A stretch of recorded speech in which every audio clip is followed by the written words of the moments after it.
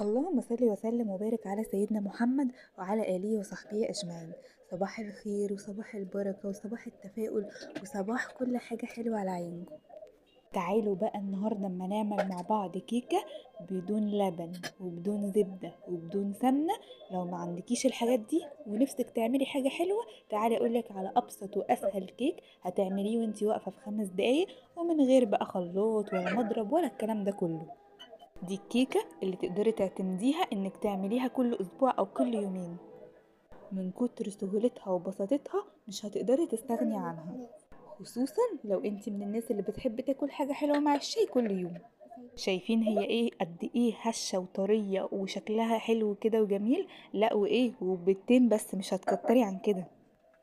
يلا بقى نقول بسم الله ونبدأ. عندي بيضتين في درجة حرارة الغرفة. هنزل البيضتين في بولة حلوة كده، ولا هضرب في مضرب ولا خلاط ولا اي حاجة، ومش هخليه فوم ولا الكلام ده كله. انا على طول هبتدي بمضرب اليدوي بايديا على طول من غير اي ازعاج. هحط هنا ظرفين فانيليا.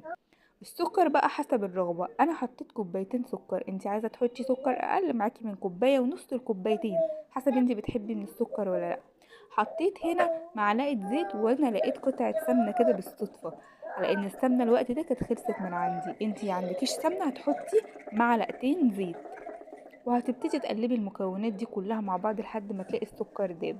بعد كده يلا بينا ننزل بالدقيق. هننزل ب3 كوبايات دقيق بنفس الكوباية اللي انا عيرت بيها السكر. 3 كوبايات من الدقيق هحط عليهم ظرف البيكنج باودر، وهبتدي اقلب بقى كل الكلام مع بعض لحد ما يتكون معايا خليط تقيل جدا. ده مش خليط الكيك اللي انا عايزاه، انا بس بدمن المكونات كلها مع بعض علشان اوصل للقوام اللي انا عايزاه، وعلشان اقول لكم هتعملوا ايه بعد كده. شايفين القوام بدأ يتقل ازاي؟ في المرحلة دي بقى انا هكون محضرة كوباية مية بتغلي، كوباية مية مغلية. هحط هنا نصها واركنها على جنب وهبتدي اقلب. اول ما الاقي ان الدقيق خلاص شرب المية ديت والمكونات كلها امتزجت مع بعض، هنزل بنص كوباية المية التاني. انا بنزل شوية بشوية علشان الخليط ما يبقى ما يروحش مني من القوام اللي انا عايزاه. ابتدي اقلب واحدة واحدة كده لحد ما اوصل للقوام اللي انا عايزاه.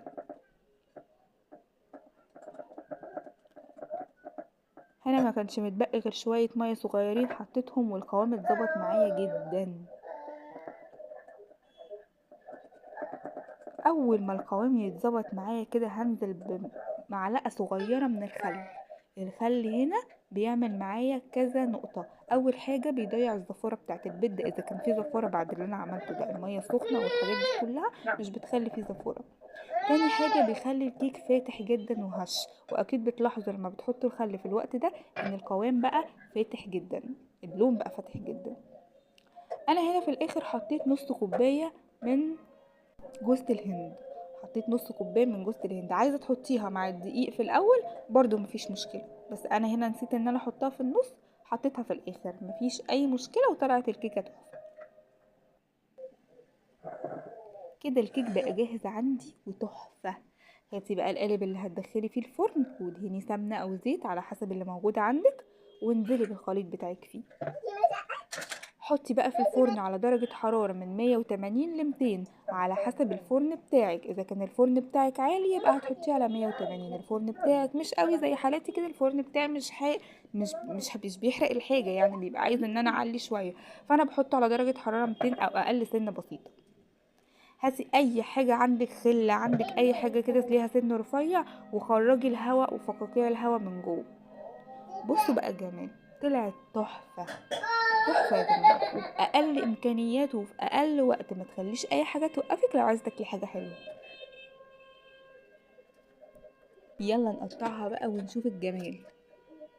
شايفين ارتفاعها يا جماعة؟ شايفين ارتفاعها بالنسبة لان احنا مستخدمين بيضتين بس، ومستخدمين كيس واحد بس من البيكنج باودر، مش مستخدمين محسن، مش مستخدمين مواد دهنية كتير ولا سمنة كتير ولا زيت كتير، ولا حتى مستخدمين بيض كتير، ولا فيها لبن كمان، وطالعة تحفة وطعمها تحفة ومظبوط. شايفين بقى هنا الارتفاع بتاعها، وشايفين هشاشتها لما نضغط عليها وترتفع معانا تاني، يبقى كده الكيك بتاعنا مظبوط جدا، حتى من تحت ولا محروق ولا في اي حاجة. لو كملتوا الفيديو لحد هنا متنسوش تصلوا على النبي في الكومنتات وتقولي لي رأيكم، وبس كده، باي.